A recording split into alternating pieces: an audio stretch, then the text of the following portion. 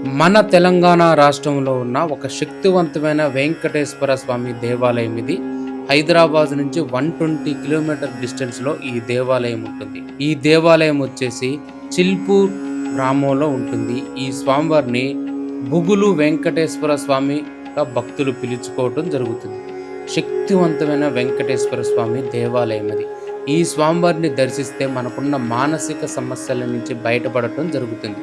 అంతేకాకుండా ఈ దేవాలయంలో ఉన్న మరొక విశిష్టత ఏంటంటే, ఆర్థిక సమస్యలు, అప్పుల బాధలతో బాధపడేవాళ్ళు ఈ స్వామివారిని దర్శించి, స్వామివారిని మనస్ఫూర్తిగా నమ్ముకొని, ఈ సమస్యలు స్వామివారికి విన్నవించుకుంటే అతి శీఘ్రంగా ఈ ఆర్థిక సమస్యల నుంచి బయటపడటం జరుగుతుందంట.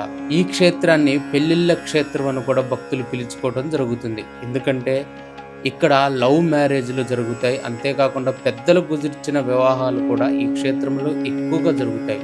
ఈ క్షేత్రంలో పెళ్లి చేసుకున్న దంపతులు జీవితాంతం సుఖంగా కలిసి ఉంటారని ఈ చుట్టుపక్కల ప్రాంతాలందరూ కూడా ఈ క్షేత్రంలో ఎక్కువగా పెళ్ళిళ్ళు నిర్వహించుకోవడం జరుగుతుంది.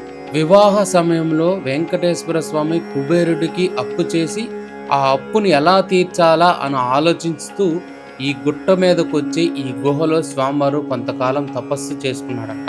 అప్పుడు స్వామివారు మనసు చాలా ప్రశాంతంగా మారిపోయింది.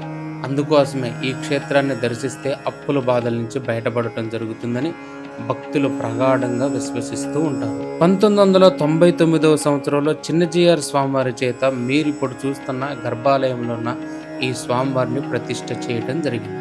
ఈ గర్భాలయంలో స్వామివారి పాదుకలు మరియు అఖండంగా వెలుగుతున్న అఖండ దీపం భక్తులకు దర్శనమిస్తూ ఉంటుంది.